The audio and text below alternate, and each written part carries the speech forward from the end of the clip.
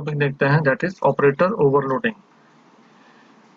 C++ allow you to specify more than one definition for a function name or an operator in the same scope, which is called function overloading and operator overloading respectively.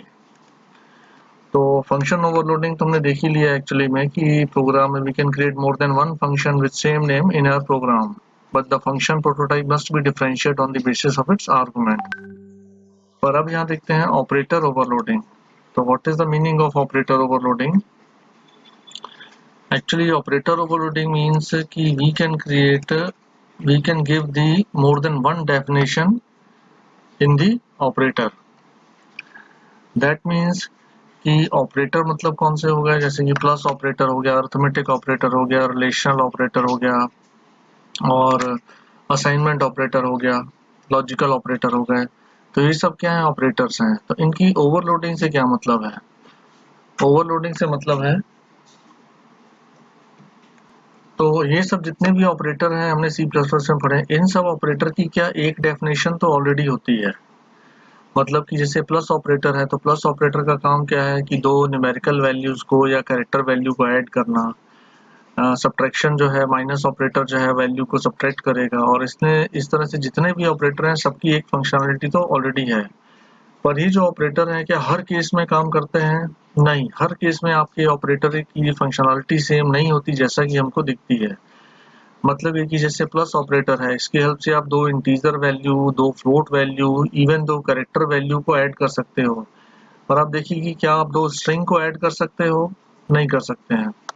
आपके पास A एक अरे है, B एक अरे है, इन दोनों अरे को आप ऐड कर सकते हैं प्लस ऑपरेटर से, तो वहां पे आपका ऑपरेटर काम नहीं करेगा। दो आपके स्ट्रक्चर हैं, उनको ऐड करना हो तो आपका ये ऑपरेटर काम नहीं करेगा। दो यदि क्लासेस के ऑब्जेक्ट है, उनको यदि ऐड करना हो तो भी आपका ऑपरेटर है वहां पे काम नहीं करेगा। तो ऑपरेटर ओवरलोडिंग का मतलब है कि हमारे पास जितने भी ऑपरेटर हैं उनकी एक फंक्शनलिटी तो ऑलरेडी होती है, और यदि हम इससे एक काम कोई और भी ऐसा करवा लें जो कि ये बाय डिफॉल्ट नहीं कर पाता है, तो इसकी क्या हो जाएगी, ओवरलोडिंग। ठीक है ना। देखिए फंक्शन ओवरलोडिंग में क्या होता है कि आपको एटलीस्ट उस फंक्शन की कितनी डेफिनेशन देनी पड़ेगी, दो, तब ओवरलोडिंग कहलाएगी, दो या दो से ज्यादा। और ऑपरेटर ओवरलोडिंग की केस में हमको ऑपरेटर की सिर्फ एक ही डेफिनेशन और देनी है, क्योंकि एक डेफिनेशन तो हर ऑपरेटर की ऑलरेडी है। तो दूसरे वर्ड्स में कहें कि हम ऑपरेटर से कुछ ऐसा काम भी करवा लें जो बाय डिफॉल्ट वो नहीं कर पाता है, तो वो क्या कहलाएगी, उस ऑपरेटर की ओवरलोडिंग। और इसको दूसरे वर्ड्स में अगर हम बोलना चाहें तो हम भी बोल सकते हैं कि हम अपने प्रोग्राम में किसी ऑपरेटर के नाम का एक फंक्शन भी बना सकते हैं।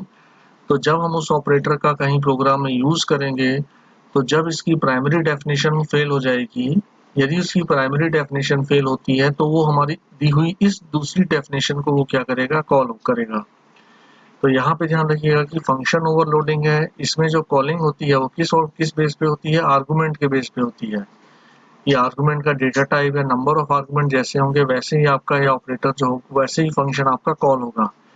पर ऑपरेटर ओवरलोडिंग में क्या होता है, प्रेसिडेंस होता है। मतलब फर्स्ट प्रेफरेंस हमेशा वो किसको देगा, अपनी प्राइमरी डेफिनेशन को ही देगा। जैसे कि आपने प्लस ऑपरेटर की ओवरलोड किया है या प्लस ऑपरेटर की आपने एक नई डेफिनेशन दी है, पर ये नई डेफिनेशन जो है वो सब तभी कॉल करेगा जब उसकी प्राइमरी डेफिनेशन फेल हो जाएगी।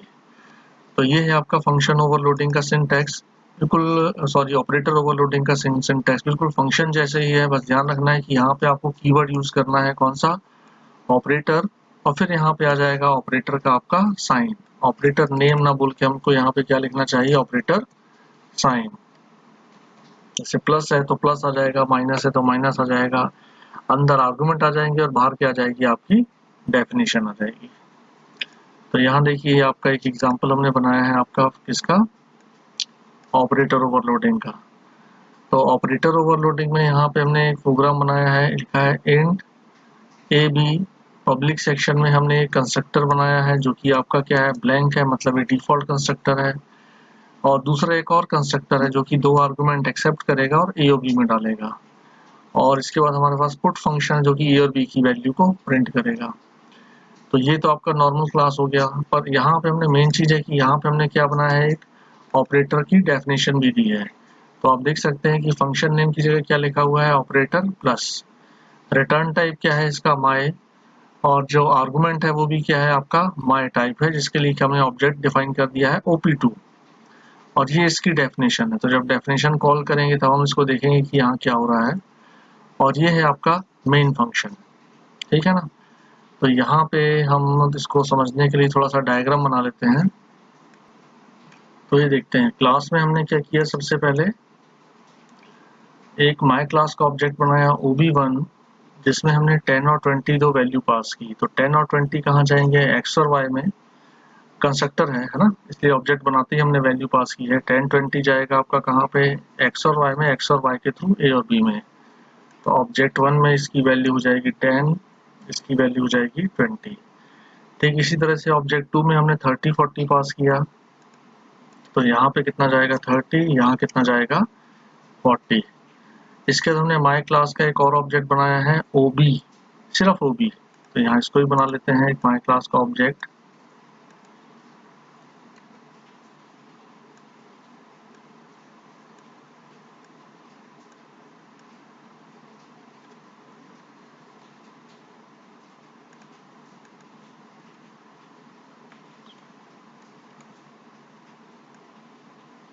और देखिए हमने क्या लिखा है यहाँ पे, obj प्लस ob2 ना, obj is equal to obj plus ob2, मतलब कि इसका मीनिंग क्या निकलना चाहिए कि दोनों ऑब्जेक्ट का टोटल कहाँ जाएगा, obj में, obj1 का और obj2 का टोटल कहाँ आना चाहिए, obj में। पर यहाँ पे नॉर्मल केस में देखिए प्रोग्राम में यहाँ पे क्या होगी, एरर आएगी कि यहाँ पे आपका प्लस ऑपरेटर इस तरह से दो ऑब्जेक्ट को ऐड नहीं कर सकता है। तो इसके लिए हमने क्या किया, इसके लिए हमने यहाँ पे डेफिनेशन दी है किसकी, ऑपरेटर प्लस की।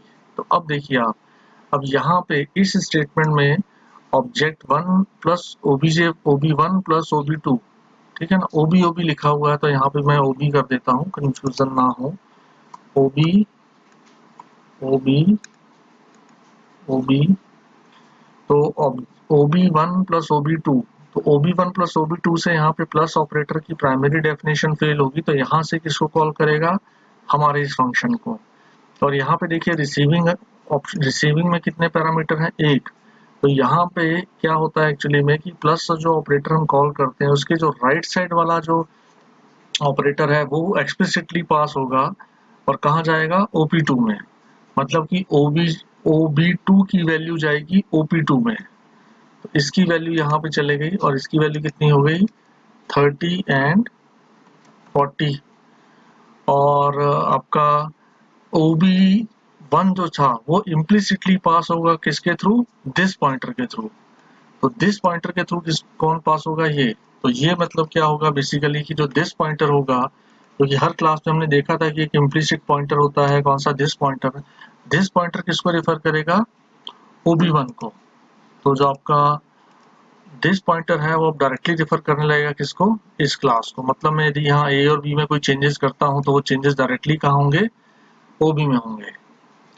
और इसके बाद हमने यहाँ पे क्या किया है, टेम्प एक नया हमने ऑब्जेक्ट बना दिया, टेम्प नाम का आपका यहाँ एक वेरिएबल और ऑब्जेक्ट बन गया। हमने यहाँ लिखा temp dot a is equal to a plus op2 dot a. Temp dot a मतलब ये वाला a is equal to a मतलब सिर्फ ए लिखा, मतलब क्या हो गया, दिस एरो ए। और दिस और ए मतलब कि ob1, क्योंकि मैंने बताया था कि ऑपरेटर के लेफ्ट साइड वाला जो ऑपरेंट होगा वो इम्प्लिसिटली पास होगा दिस पॉइंटर में। तो ए मतलब हो गया दिस एरो ए, मतलब कि 10, op2 डॉट ए मतलब कि 30। इनका टोटल यहाँ पे कितना आ जाएगा आपका,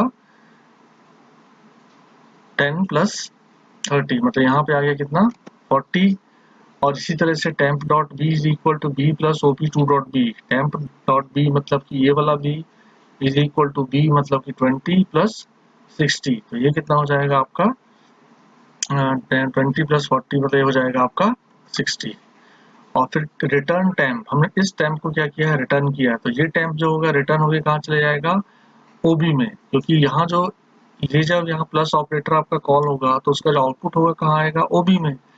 तो जो वैल्यू यहाँ टैम्प ऑब्जेक्ट की रिटर्न हो रही है, रिटर्न होके कहाँ चला गया ये, OB में। तो OB की वैल्यू कितनी हो गई, 40 एंड 60। तो इस तरह से दोनों ऑब्जेक्ट ऐड होके कहाँ जाएंगे, यहाँ पे। और हम फंक्शन को कॉल करके देख लेते हैं, ob1 डॉट पुट को कॉल करेंगे तो आउटपुट कितना आएगा, 10 20। OB2 डॉट पुट को कॉल करेंगे तो कितना आएगा 30 40, ये तो आएंगे ही आएंगे दोनों, पर जब OB डॉट पुट को कॉल करेंगे तो इनका एडिशन भी यहाँ पे क्या हो जाएगा, आपका प्रिंट हो जाएगा।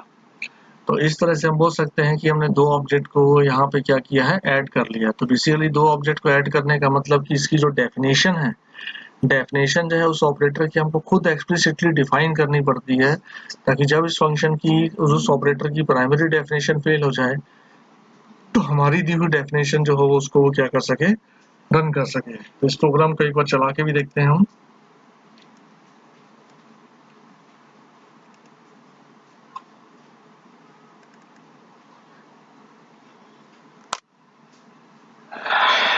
हो गया, हो गया।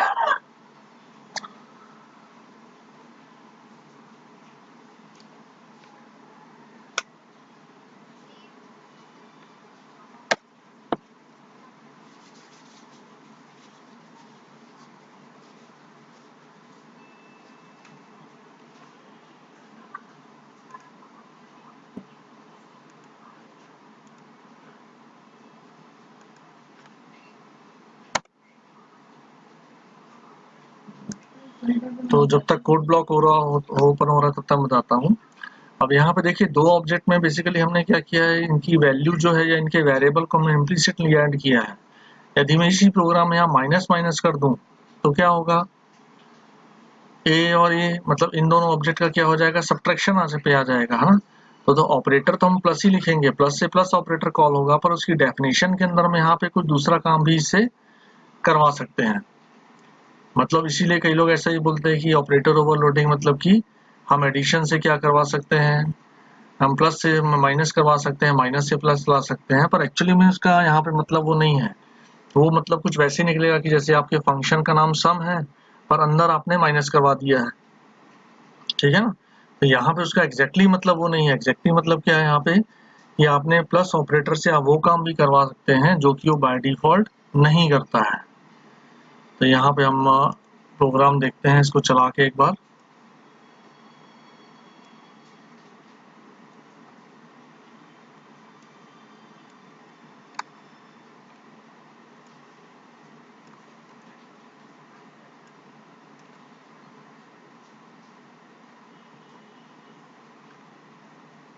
ठीक है ना, इसको सेव कर लिया जाए, रन करके देखें।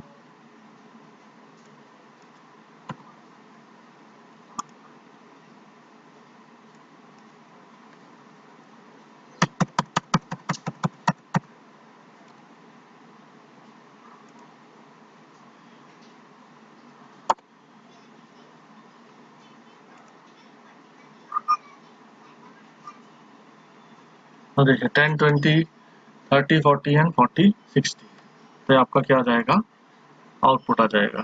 तो इस तरह से हम ऑपरेटर ओवरलोडिंग को अपने प्रोग्राम में क्या कर सकते हैं, यूज कर सकते हैं। अब इसका नेक्स्ट लेक्चर जो आप लोगों का आएगा उसमें हम पढ़ेंगे डेटा फाइल हैंडलिंग C++ में, ठीक है ना।